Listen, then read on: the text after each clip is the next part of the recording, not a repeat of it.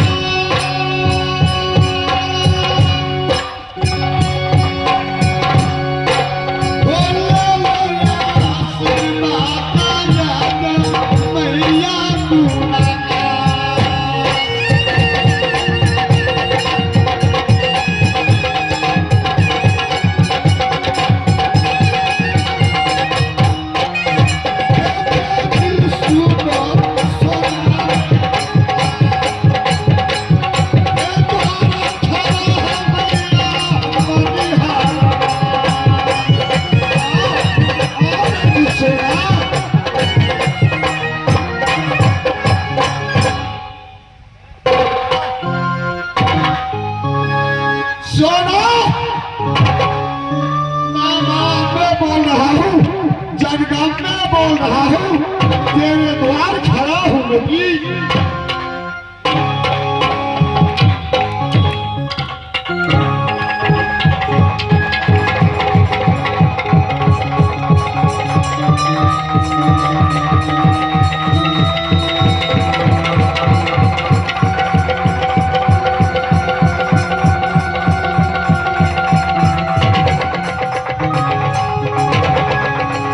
क्या? मैं बैठी थी, मैं निद्रा में चैन थी। माँ दुर्गा ने आवाज लगा रही थी, लेकिन जगत जननी माँ दुर्गा ने मुझे कुछ बता नहीं पाई। हे माँ दुर्गा, क्या मुझसे कोई भूल हो गई है? आपने मुझे कुछ नहीं बताया। मैं कुछ देर के लिए मैं मोती बाहर करती हूँ।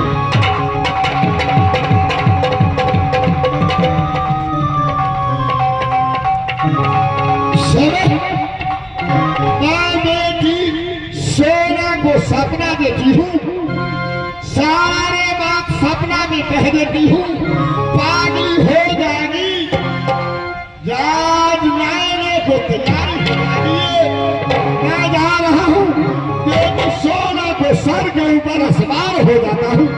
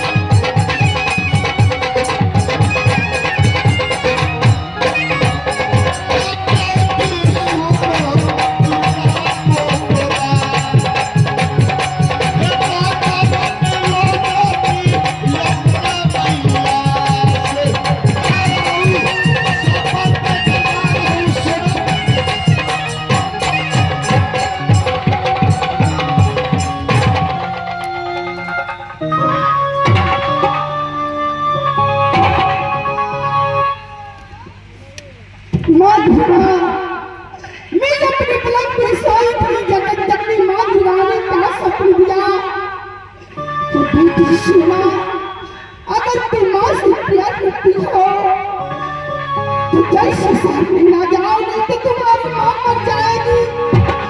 कुछ देर के लिए है, अगर माँ से मुलाकात करनी चाहती हो तो तुम्हें ना जाने तो तुम्हारी माँ मर जाएगी। मैं समीक्षा करूं, मैं अकेले साथ रहना कैसे चाहूं? मुन्ना पानी को लेकर साथ मेरा जाऊंगी तो जाऊंगी जाऊंगी बाबी ये बेटा ये सुना बे